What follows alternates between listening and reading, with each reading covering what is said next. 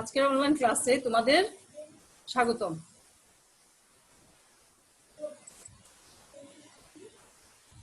আমাদের কি অধ্যায় ছিল তোমাদের মনে আছে?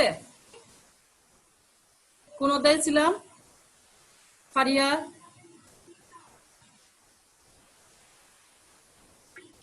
মার্কেট ইকুইলিব্রিয়াম মনে আছে? জি ম্যাম। মুশাহিদ, মার্কেট ইকুইলিব্রিয়াম কিন্তু শেষ না। জি ম্যাম, আমাদের কিছু অংশ রয়েছে। হ্যাঁ, কিছু অংশ বাকি আছে। তো আমি ভাবলাম কি যে বাকি অংশটুকু না হয় জুমের মাধ্যমে শেষ করে দিলাম, আর এদিকে সেট থিওরি আমরা কিন্তু শুরু করে দিয়েছি। আচ্ছা দেখো, আমার মার্কেট ইকুইলিব্রিয়ামে একটা অঙ্ক আছে আজকে। এখানে দেখো, তোমরা স্ক্রিনে দেখতে পাচ্ছ তো? জি ম্যাম। আচ্ছা আচ্ছা, দেখো একটা মডেল আছে এখানে। মডেলটা হচ্ছে Q two equal to 50 minus 2p আর কিউএস ইকুয়াল টু হচ্ছে মাইনাস 10 প্লাস 3p। যদি আমার মার্কেট ইকুইলিব্রিয়ামটা মার্কেট মডেল এরকম হয়, তাহলে এই অবস্থায় আমরা কি, এই অবস্থায় ভারসাম্য দাম ও পরিমাণ নির্ণয় করো, প্রথম প্রশ্ন। তো আমরা ক্লাসেও কিন্তু করোনার আগে যখন আমরা শ্রেণীকক্ষে ছিলাম তখন কিন্তু আমরা এই সমস্যাটা সমাধান করেছি তো। হ্যাঁ, তাহলে ভারসাম্য দাম পরিমাণ নির্ণয় করা আমাদের পক্ষে কি সম্ভব? তারপরেও যারা বুঝবো না, আমি আজকে করে দিব যে ভারসাম্য দাম ও পরিমাণ কিভাবে নির্ণয় করতে হয়।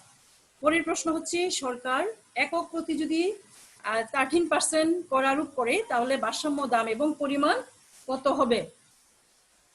ভারসাম্য দাম এবং পরিমাণটা কত হবে? এর পরের প্রশ্ন হচ্ছে, সরকার যদি বিক্রেতার উপর একক প্রতি 3 টাকা কর আরোপ করে, এক্ষেত্রে ভারসাম্য দাম এবং পরিমাণ নির্ণয় করো। তারপরের প্রশ্ন হচ্ছে, সরকার প্রতি একক পণ্যের উপর 2 টাকা ভর্তুকি প্রদান করলে ভারসাম্য দাম ও পরিমাণ কত হবে? আমার আজকের ক্লাসটা মূলত আমাদের যে 4 নম্বর প্রশ্নটা, এই 4 নম্বর প্রশ্নটার জন্যই মূলত ক্লাসটা। আচ্ছা, তাহলে আমরা প্রত্যেকটা বিষয় একটা একটা করে দেখি যে কিভাবে প্রথমে ভারসাম্য দাম পরিমাণ নির্ণয় করি, তারপর পরের প্রশ্নগুলি আমরা সলভ করব।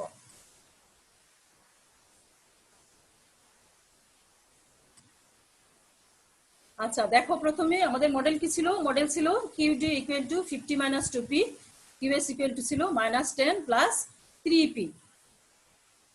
তাহলে আমরা কি জানি, ভারসাম্য যখন হয় তখন কি হয়, বাজারে কিউডি ইকুয়াল টু কিউএস হয়। হ্যাঁ, কিউডি ইকুয়াল টু কিউএস হয়। কিউডি মানে হচ্ছে কোয়ান্টিটি অফ ডিমান্ড আর কিউএস হচ্ছে কোয়ান্টিটি অফ সাপ্লাই। আচ্ছা, তাইলে আমরা কি করব, কিউডি এবং কিউএস এর এই যে মডেলে যে ইকুয়েশনে মান দেয়া আছে, এই মানগুলি আমরা দুই পাশে বসিয়ে দিব। তাহলে কিউডি সমান কি আছে, 50 মাইনাস 2p, আমরা দেখো কিউডির জায়গায় বসিয়ে দিলাম। আর কিউএস সমান আছে মাইনাস 10 প্লাস 3p, আমরা কিউএস এর জায়গায় বসিয়ে দিলাম। এখন আমরা যদি সাধারণ সমীকরণ যেটা করি, আমরা অনেক আগেই যেটা করে আসছি, হয়তো 7, 8, 9-এও আমরা কিন্তু সমীকরণে সমাধান করে আসছি। তো সমীকরণের যদি আমরা সমাধানে যাই, দেখো 50, তারপর কি আমরা সংখ্যাগুলি একদিকে নিয়ে নিচ্ছি, যে কোনো এক পাশে সংখ্যা আর যে কোনো এক পাশে আমরা ভেরিয়েবল যে থাকে পি যে একদিকে নিব আর সংখ্যাগুলিকে একদিকে নিব। আচ্ছা দেখো, তাহলে 50 সমান চিহ্ন বাঁ দিকে আছে, আর এদিকে মাইনাস 10, আমরা এদিকে প্লাস 10। আমরা জানি যখন সাইড চেঞ্জ করে তখন চিহ্নগুলিও চেঞ্জ হয়, প্লাস থাকলে মাইনাস হয়, মাইনাস থাকলে প্লাস হয়। তাহলে 50 প্লাস এদিকে মাইনাস 10 হচ্ছে প্লাস 10, আর এদিকে হচ্ছে 3p জায়গায় রইল, আর এদিকে হচ্ছে 2p মাইনাস ছিল, এখানে এটা প্লাস হয়ে 2p আসলো। তাহলে 50 আর 10 হচ্ছে 60, এদিকে যদি যোগ করি, আর এদিকে কি হচ্ছে 3p প্লাস 2p 5p। ঠিক আছে? আচ্ছা, এরপরে দেখো যে তাহলে 60 ইকুয়াল টু হচ্ছে 5p, মানে যে কোনো দিকে আমরা লিখতে পারবো, যে আমাদেরকে যে 5p এদিকে লিখতে হবে এই ধরনের কোনো কথা না, আমরা এটা যে কোনো পাশে লিখতে পারবো। তাহলে p ইকুয়াল টু কি লেখা যায়, 60 কে 5 দিয়ে ভাগ করলে যা আসবে তা সমান হচ্ছে কি p। p মানে কি, ভারসাম্য দাম। তাহলে 5 দিয়ে যদি 60 কে ভাগ করি তাহলে কি আসে, 5 12 60। তাহলে আমরা কি ভারসাম্য দাম পেয়ে গেলাম। জি ম্যাম। ভারসাম্য দাম বের হয়ে গেল। আচ্ছা, এবার দেখো কিউডি আমরা যদি এই পির মানটা এখানে আমি লিখি নাই, তোমরা যখন খাতায় বাসায় করবা অথবা যদি এখন লিখে নাও, তাহলে এখানে লিখবা যে পির মান চাহিদা সমীকরণে বসিয়ে পাই, উপরে লিখে নেবা। তাইলে দেখো আমি চাহিদা সমীকরণ অথবা যোগান সমীকরণ যে কোনো একটাতে পির মান বসানো যায়, আমরা জানি। এখন আমি যদি পির মানটা কিউডি চাহিদা সমীকরণে বসিয়ে দেই, দেখো কিউডি ইকুয়াল টু ছিল আমার এই যে 50 মাইনাস 2p ছিল। আচ্ছা, তাহলে এই 50 মাইনাস 2p, দেখো 50 তার জায়গায় আছে মাইনাস 2p জায়গায় আমি p সমান আমরা কত পেলাম, 12 পেলাম, এই যে 12, এই 12 এখানে p সমান বসিয়ে দিলাম। তাহলে 50 মাইনাস 2 দিয়ে 12 কে গুণ করো, তাহলে কত আসে 24। পরের লাইনে দেখো 50 মাইনাস 24 গুণ করে আসলো, তাহলে 50 থেকে যদি 24 মাইনাস করি তাহলে কিউ সমান কত থাকে, কিউ সমান থাকে হচ্ছে আমার 26। এই যে কিউ সেটা হচ্ছে ভারসাম্য পরিমাণ। তাহলে আমাদের প্রথম যে প্রশ্ন ছিল যে ভারসাম্য দাম এবং পরিমাণ নির্ণয় করো, তাহলে ভারসাম্য দাম আমরা পেয়ে গেছি। এখন এই ভারসাম্য দামকে যখন একটা সমীকরণে বসিয়ে দিলাম, সেখান থেকে আমরা কিউ এর মান বের করলাম, সেটাই হচ্ছে আমার ভারসাম্য পরিমাণ। তাহলে প্রথম প্রশ্নের সমাধান হচ্ছে ভারসাম্য দাম হচ্ছে 12, ভারসাম্য পরিমাণ হচ্ছে 26। তাহলে আমাদের প্রথম প্রশ্নের সমাধান হয়ে গেল। এবার আমরা দ্বিতীয় প্রশ্ন দেখব।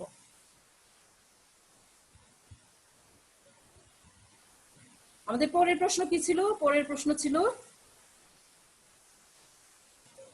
দেখো আমাদের পরের প্রশ্নটা ছিল সরকার যদি একক প্রতি কি করে 30% কর আরোপ করে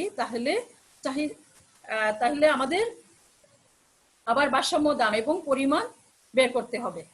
আচ্ছা, তাহলে আমি এখানে সমাধানটাই লিখে নিলাম যে সরকার যদি একক প্রতি 13% কর আরোপ করে তাহলে চাহিদা সমীকরণে কোনো পরিবর্তন হবে না।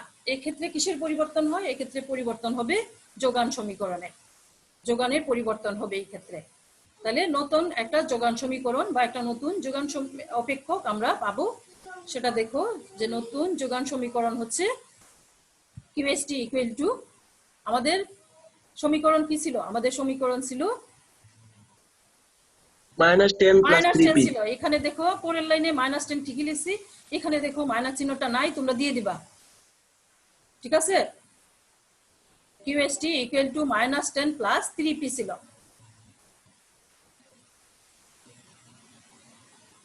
ঠিক আছে তো? তাহলে -10 যদি মাইনাস যদি হয় তাহলে দেখো কি হয়। তাহলে এই ক্ষেত্রে দেখা যাচ্ছে যে আমার কিউএসটি সমান হচ্ছে -10 প্লাস হচ্ছে এটা মাইনাস চিহ্ন হবে, এখানে যে একটা মাইনাস, এখানে হবে একটা মাইনাস চিহ্ন। আমি হয়তো খেয়াল করিনি স্লাইডটা, অথবা স্লাইডের আমি ল্যাপটপটা যখন সেটআপ দিছি সেটআপের ক্ষেত্রে হয়তো স্লাইডটার এরকম হয়েছে। তো কিউএসটি সমান এখানে -10 হবে প্লাস 3, তারপর হচ্ছে ব্র্যাকেটের মধ্যে হবে এটা, দেখো এখানে হবে পি মাইনাস হবে, পি পরে হবে একটা মাইনাস চিহ্ন, পরে হবে 0.13p। বুঝছো নাকি ঠিক করে দিব? ফারিহা ঠিক করে দিব?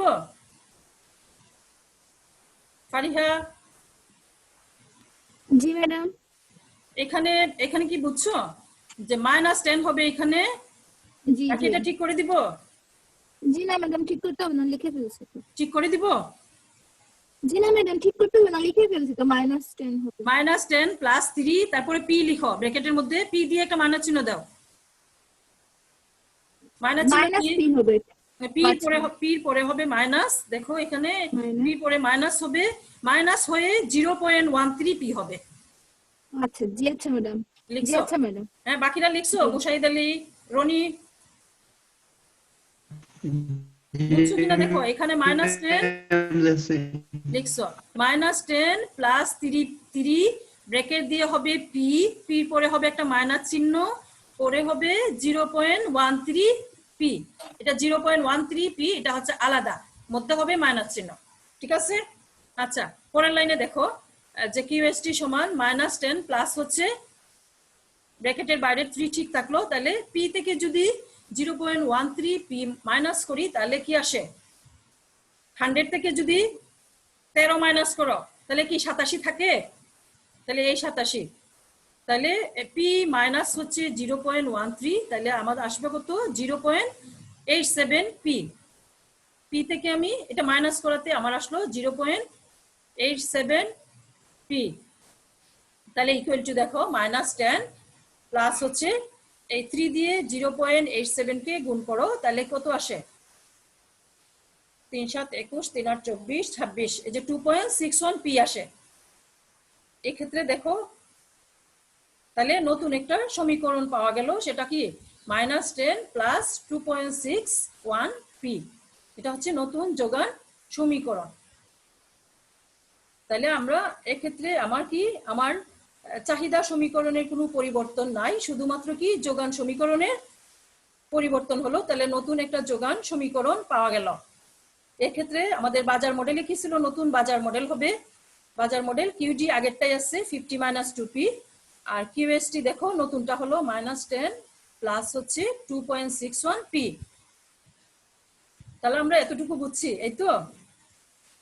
নতুন চাহিদা সমীকরণ পূর্বেরটাই আছে, এবং যোগান সমীকরণ, নতুন যোগান সমীকরণ কিসের জন্য পাওয়া গেল? 13% ট্যাক্স আরোপ করার জন্য নতুন যোগান সমীকরণ পাওয়া গেল। এইবার হচ্ছে আমাদের কাজ যে এখন আমাদের আবার সেই কি করতে হবে? চাহিদা এবং যোগানকে সমান করে বাজারের ভারসাম্য দিয়ে সেখান থেকে ভারসাম্য দাম এবং ভারসাম্য পরিমাণ বের করতে হবে। তাহলে আমরা পরের স্লাইডে যাই। এখন দেখো কিউডি সমান হচ্ছে কি? কিউডি সমান আছে আমার, কিউডি সমান সমান আমরা জানি বাজার ভারসাম্য হচ্ছে কিউএসটি। কিউডিটি কেন? ট্যাক্স আরোপ করার জন্য টি হলো।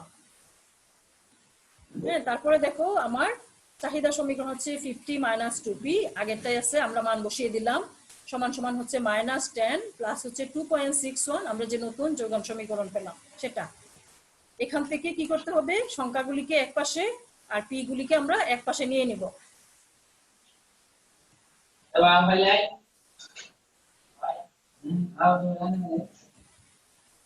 তোমাদের যদি টাইম শেষ হয়ে যায় তাহলে তোমরা আবার জয়েন করবা।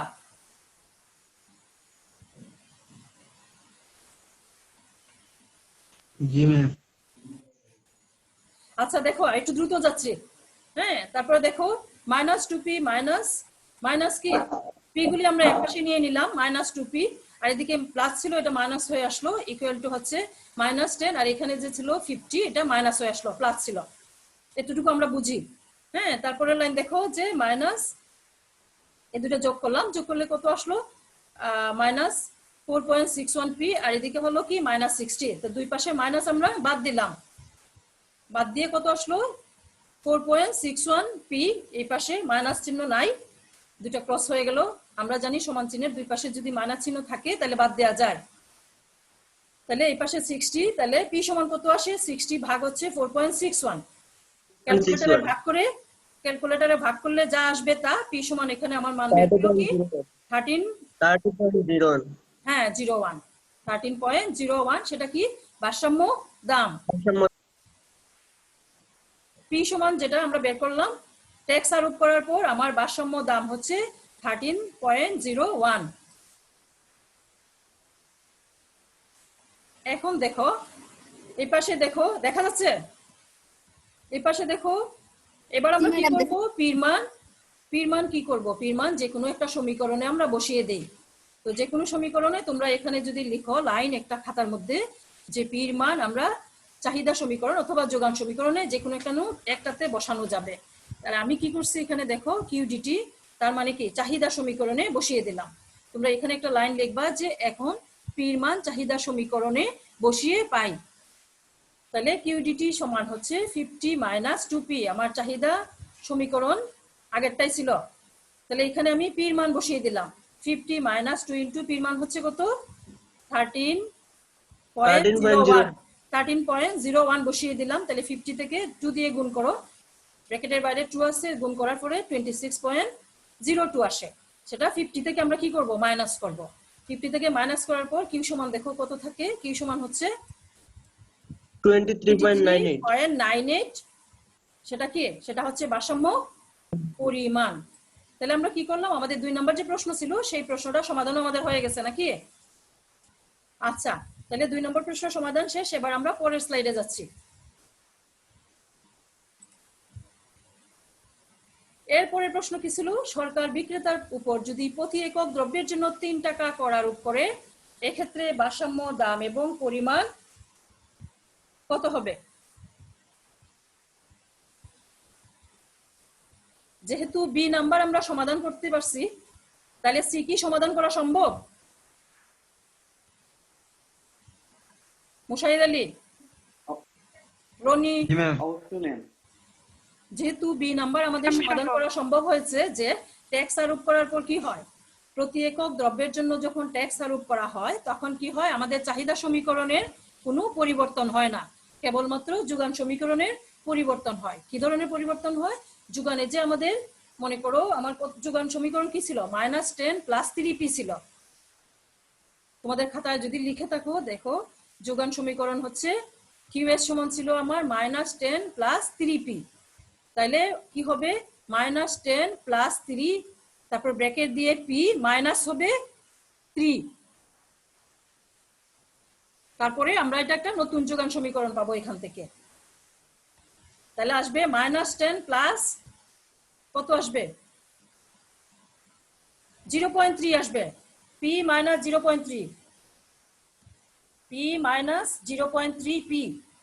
যখন আমরা মাইনাস করব তখন কি আসবে?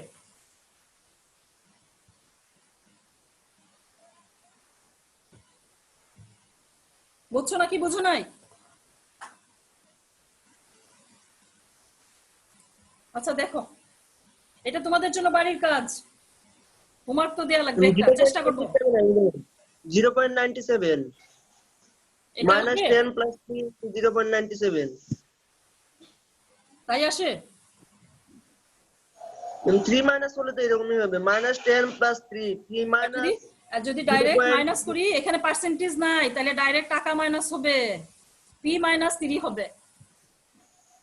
এই ভুল ধরার জন্যই বলছি, বুঝছো? তোমরা তো বুঝোনি, এখানে পার্সেন্টেজ নাই। সরকার বিক্রেতার উপর প্রতি একক দ্রব্যের জন্য 3 টাকা কর আরোপ করলো, এই ক্ষেত্রে কি হবে, -10, তোমরা লিখে নাও, আমি একটু বলে দিচ্ছি যোগান সমীকরণটা, বাসায় বাকিটা করে নিবা। কিউএস সমান হচ্ছে -10 + 3p ছিল আমার, তাহলে সমান সমান হবে -10 + 3 ব্র্যাকেট দিয়ে p - 3 হবে।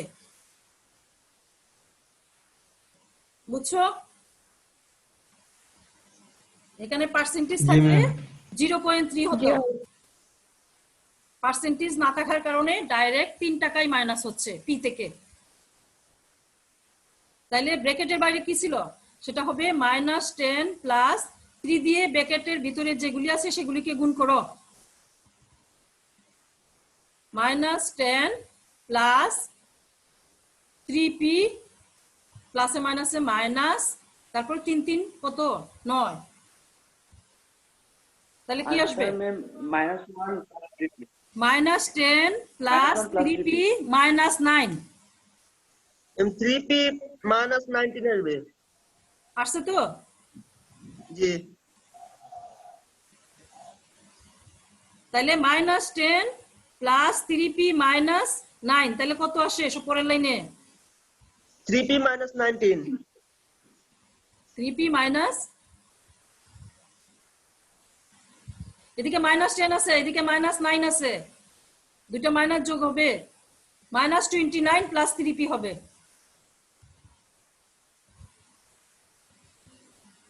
সমীকরণ কি ছিল, -10 + 3p ম্যাডাম 29 আর 19 হবে না ম্যাডাম? -10 + 3p সমীকরণ ছিল। তাহলে -10 + 3 ব্র্যাকেট দিয়ে p মাইনাস হচ্ছে কত 3, তাহলে আমরা যদি ব্র্যাকেট উঠাই দেই তাহলে 3 দিয়ে গুণ করি ব্র্যাকেটকে, তাহলে 3p প্লাসে মাইনাসে মাইনাস 3 3 3 9, তাহলে পরের লাইনে হবে -29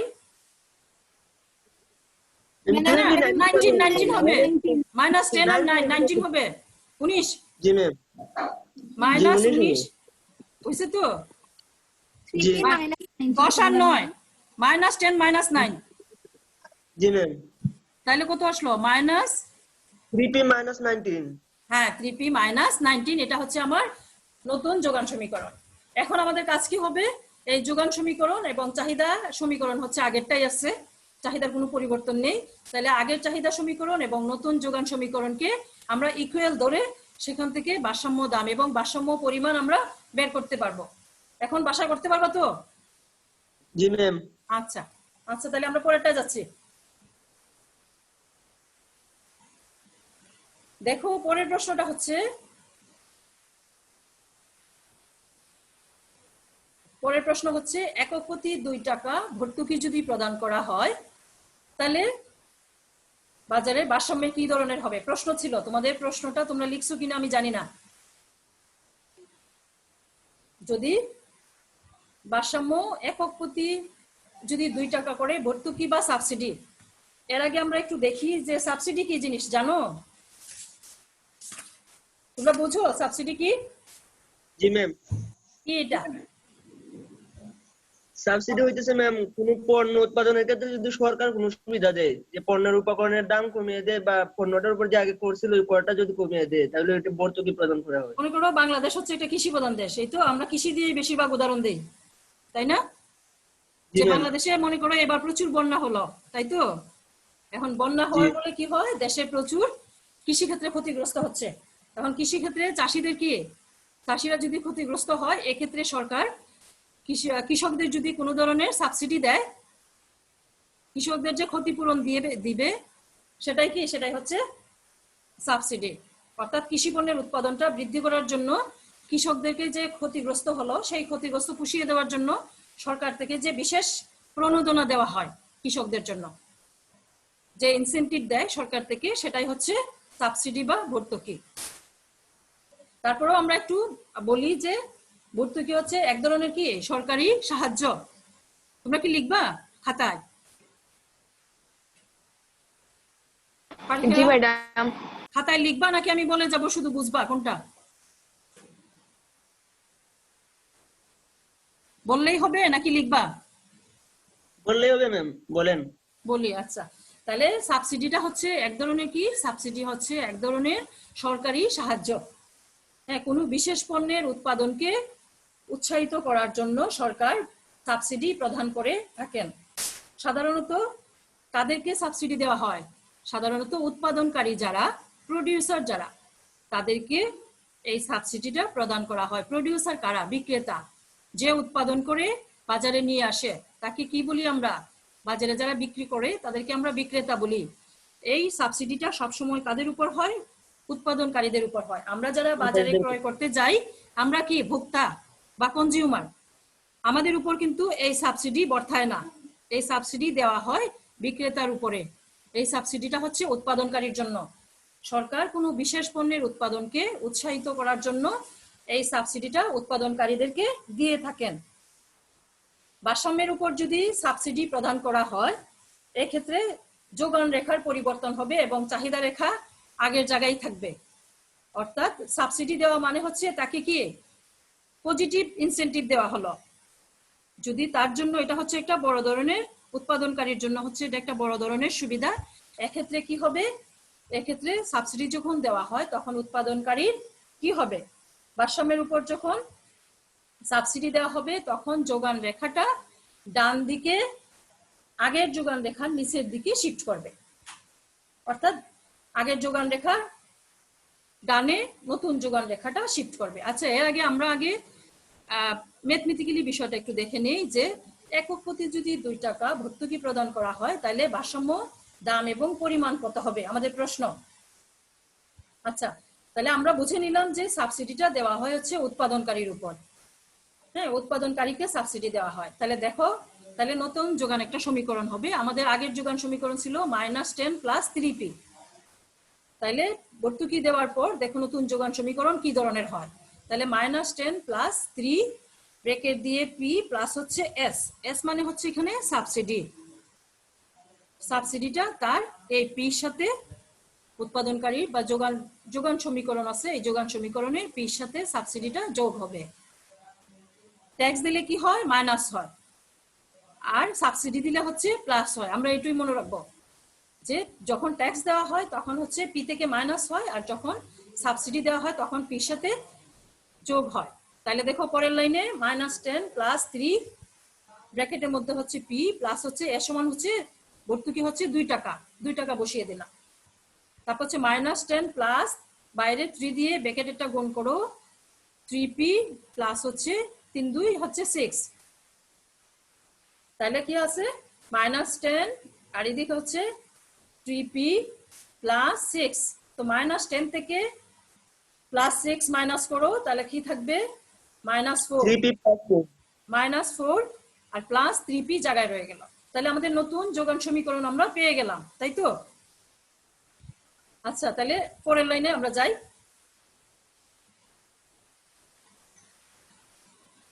তাহলে দেখো আমরা কি দেখতে পাচ্ছি, তাইলে ভারসাম্য অবস্থায় আমরা কি দেখতে পাচ্ছি, এখন কিউডি সমান Q prime S. Q prime S কেন? নতুন সাবসিডি দেওয়ার পর নতুন যোগান সমীকরণ, এই দুইটাকে আমরা সমান করে আমরা জানি বাজারে ভারসাম্য অবস্থা। আর কিউডি আমার আগেরটাই আছে 50 - 2p প্লাস ইকুয়াল টু হবে আমার নতুন যোগান সমীকরণ -4 প্লাস হচ্ছে 3p। এখান থেকে আমাদের কি বের করতে হবে, পি এর মান বের করতে হবে। তাহলে আমরা পি গুলি আগের মতোই একদিকে নিয়ে নিলাম পি, আর একদিকে হচ্ছে আমরা সংখ্যাগুলিকে নিয়ে নিলাম। তাহলে দেখো 50 - 2p আমরা সমীকরণটা বসানোর পরে পরের লাইন দেখো 50 + 4, এখানে -4 ছিল, এটা +4 হয়ে আসলো সমান চিহ্ন বাদিকে। তারপর হচ্ছে এখানে 3p আছে, তারপর হচ্ছে -2p, এটা +2p হয়ে গেল। তারপর হচ্ছে পরের লাইনে দেখো 50 আর 4 যোগ করলাম আমরা, এখানে আসলো 54। তারপরে এইদিকে হচ্ছে 3p আর 2p, এটা হচ্ছে 5p। তাহলে p = কি বের হবে, 54 রে আমরা 5 দিয়ে ভাগ করব, ভাগ করলে যা আসবে তাই হচ্ছে আমার ক্যালকুলেটরে ভাগ করে দেখবা 10.8 আসে। এটা হচ্ছে আমার ভারসাম্য দাম। যদি বাজারে একক প্রতি 2 টাকা সাবসিডি প্রদান করা হয় তাহলে নতুন ভারসাম্য দাম পাওয়া গেল।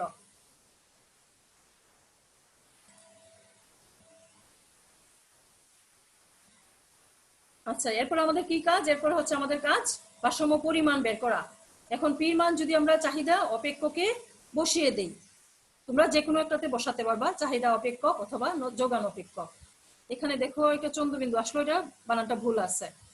হ্যাঁ, তো পি এর মান চাহিদা অপেক্ষকে আমরা বসিয়ে পাই, কি পাই, কিউডি ইকুয়াল টু আছে আমার কি 50 - 2p, তারপর হচ্ছে 50 মাইনাস পরের লাইনে 2 ব্র্যাকেটে পির মান আমরা কত পেলাম, 10.8 পেলাম। ট্যাক্স সাবসিডি আরোপ করার পর ভারসাম্য দাম হলো আমার এর আগের স্লাইডে 10.8। তাহলে কিউ সমান কত আসে, এই কিউডি সমান কিউ এর সমান আমরা কিউ লিখতে পারি ভারসাম্য অবস্থায়। তাহলে কিউ সমান সমান আসলো, এই যে এটাকে গুণ করো, আমি এখানে একটা লাইন লিখি নাই, তোমরা লাইনটা লিখবা যে 50 - 2 দিয়ে 10.8 কে গুণ করবা, এখানে গুণ করে যা আসে একটা নতুন লাইন হবে। তারপরে 50 থেকে গুণ করার পর যা আসবে তা মাইনাস করার পরে আসবে 28.4 কিউ সমান, সেটা হচ্ছে ভারসাম্য পরিমাণ। সেই 28.4 না লিখে আমরা এটাকে ফ্র্যাকশনে না নিয়ে আমরা এটাকে ফুলটা লিখে নিলাম। যদি এখানে 5 এর উপরে যেত তাহলে কিন্তু এদিকে 29 হয়ে যেত। তা আমরা 0.4 কে বাদ দেওয়া যায়, আমরা একটা পূর্ণ সংখ্যা লিখলাম, সেটা হচ্ছে 28 একক। তাহলে বাজারে যদি 2 টাকা ভর্তুকি দেওয়া হয় সরকার, তাহলে কি হচ্ছে ভারসাম্য দাম এবং পরিমাণ দুইটাই আমরা বের করতে পেরেছি। তাহলে এই ভারসাম্য দাম এবং পরিমাণকে এখন আমরা যদি বলি যে চিত্রের মাধ্যমে প্রকাশ করো, তাহলে আমাদের পক্ষে প্রকাশ করা সম্ভব।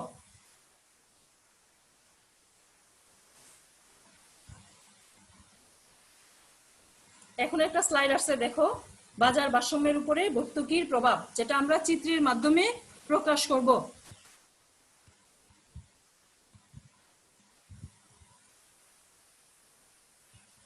চিত্রের মাধ্যমে প্রকাশ করব, কি প্রকাশ করব দেখো, এর আগে কিন্তু আমি সংজ্ঞাটা বলে আসছি। অহনা, জি ম্যাডাম। তুমি ছিলা এর আগে, একটু আগে এর আগের স্লাইডটা দেখছো, দেখে আসছো? জি ম্যাডাম। তাহলে দেখো এই জিনিসটা আমি কিন্তু মুখে বলছিলাম যে ভর্তুকি কি, সাবসিডিটা কি জিনিস, বা সাবসিডির কেন দেওয়া হয়, সাবসিডি কার উপরে দেওয়া হয়, সাবসিডি যদি দেওয়া হয় তাহলে কোন ধরনের ভারসাম্যের উপরে কোন ধরনের ইফেক্ট পড়ে, এটা আমি আবার তোমাদেরকে মুখেও বলছিলাম, আবার স্লাইডটাও দিলাম, এখানে স্লাইডে লিখেও দিছি। তাহলে আমরা পরের স্লাইডে যাই নাকি? জি জি ম্যাম। সেই পরের স্লাইডে যাবো নাকি এটা লিখবা? পরের স্লাইডে যান পরের ম্যাম। স্লাইডে যাবো, আচ্ছা।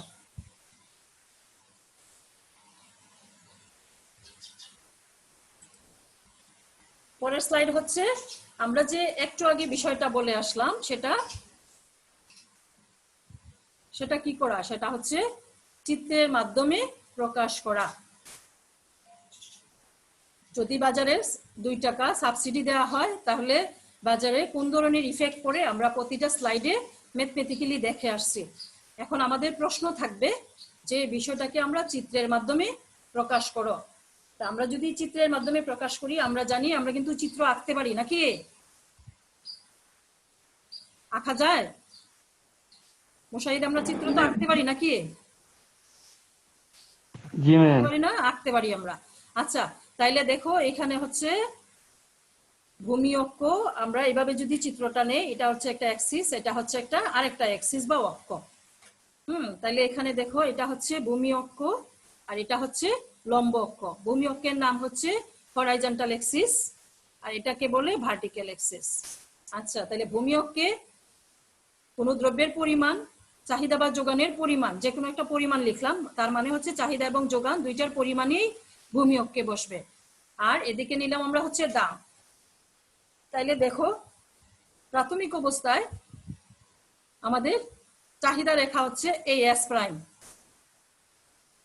আর এই ডি প্রাইম হচ্ছে আমার যোগান রেখা, এস এস প্রাইম হচ্ছে আমার, না, এস এস প্রাইম হচ্ছে আমার যোগান রেখা আর ডি প্রাইম হচ্ছে আমার চাহিদা রেখা। প্রাথমিক অবস্থায় বাজারে ভারসাম্য এফ বিন্দু।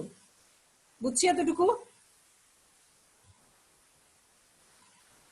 অহনা বুঝছো? অহনা না?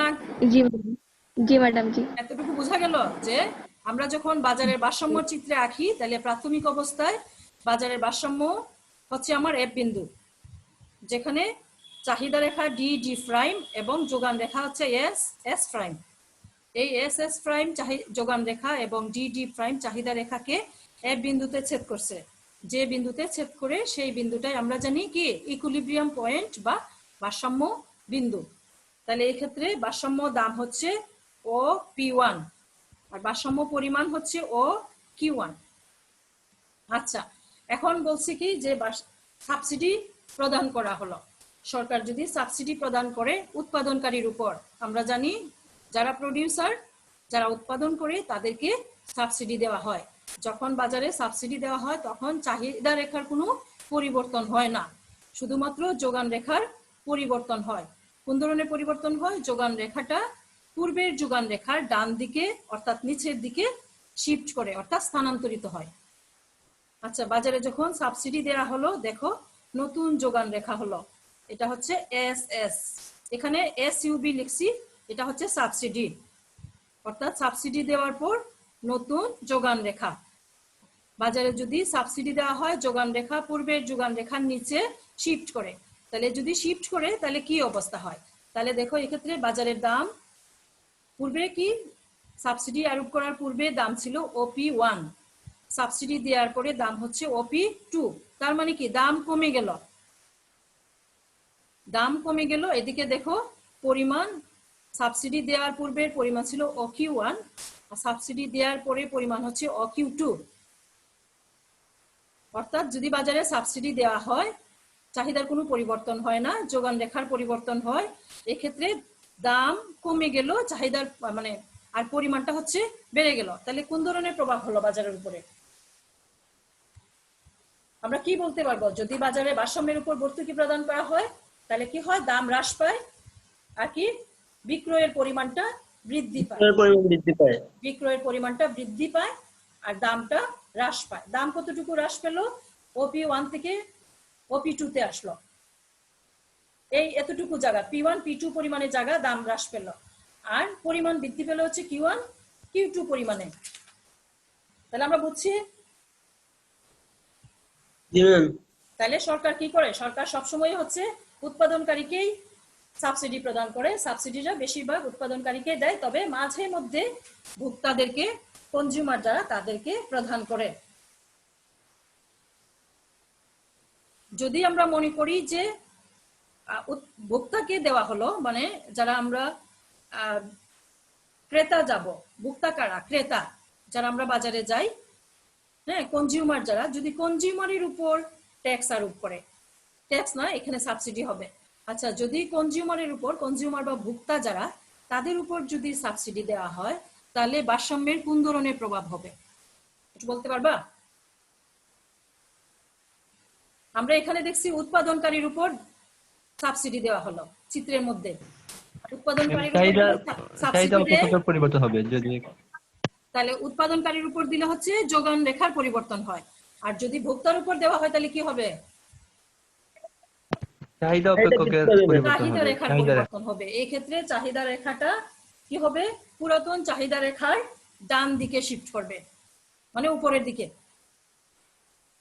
এই যে ডি প্রাইম চাহিদা রেখা আছে, এখন যদি ভোক্তার উপর দেওয়া হয় তাহলে ডি প্রাইম চাহিদা রেখাটা ডানে শিফট হয়ে নতুন আরেকটা চাহিদা রেখা হবে। যদি এটা আমরা কে বলি ডিডি, তাহলে এক্ষেত্রে কি হবে? দাম বেড়ে যাবে, আবার পরিমাণটাও বাড়বে, দুইটাই বাড়বে। দামও বৃদ্ধি পাবে, ক্রয়ের পরিমাণও বাড়বে। বুঝতে পারছি আমরা? যদি তোমাদেরকে কোনো সময় বলে যে ভোক্তার উপর সাবসিডি আরোপ করা হলো, আর কিচ্ছু যদি না দেয়া থাকে প্রশ্নে, শুধু যদি বলে যে 10 টাকা বা 2 টাকা ভর্তুকি দেওয়া হলো, এক্ষেত্রে আমরা বুঝে নিব এটা হচ্ছে উৎপাদনকারীর উপর, কিচ্ছু দেওয়া না থাকলে। আর যদি ভোক্তার উপর দেয় তাহলে প্রশ্নে লেখা থাকবে যে 2 টাকা বা 10 টাকা ভোক্তার উপর সাবসিডি আরোপ করা হলো। তাহলে এক্ষেত্রে আমরা ভোক্তার চাহিদা রেখার পরিবর্তন করব, যোগান রেখা স্থির থাকবে। আর যদি কিচ্ছুই লেখা না থাকে তাহলে আমরা বুঝবো এটা উৎপাদনকারীর উপর আরোপ করা হলো, এই সাবসিডি উৎপাদনকারীকে দেওয়া হলো। এক্ষেত্রে তার যোগান রেখা নিচের দিকে শিফট করবে, তার দাম কমবে, পরিমাণ বৃদ্ধি পাবে। ঠিক আছে? তাহলে আজকের ক্লাস এতটুকুই শেষ হয়ে যাবে। আচ্ছা, তোমরা যারা আজকে ক্লাসে আসছো, বাকিরা ক্লাসে আসে না কেন? কথা বলো। মুশাহিদ,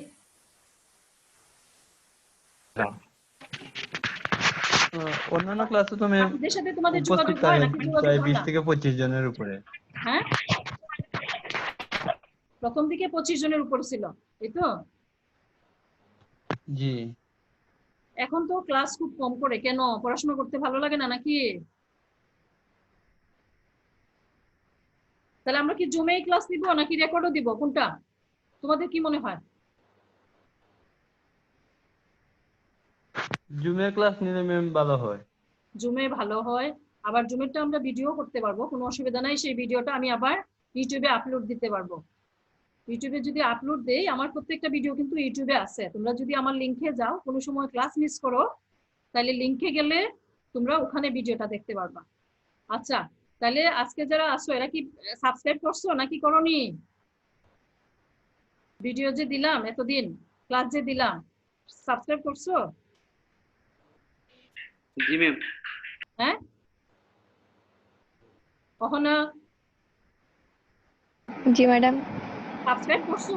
আমি যে এতদিন ক্লাসগুলি দিলাম, জি সাবস্ক্রাইব করছো নাকি করো নাই? জি ম্যাডাম করছি। সাবস্ক্রাইব করছো। মুশাহিদ,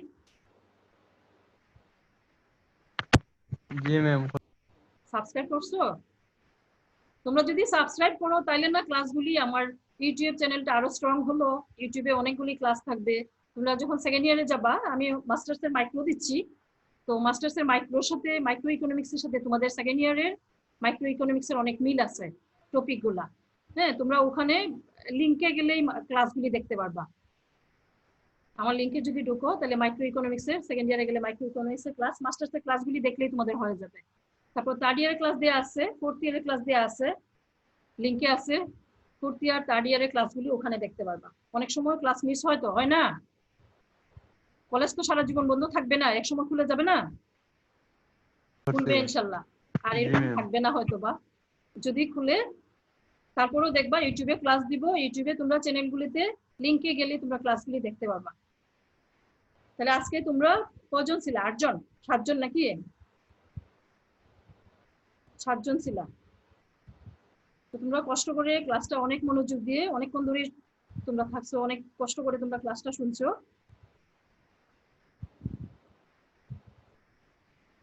তো আজকে ক্লাসে তোমাদের সবাইকে ধন্যবাদ।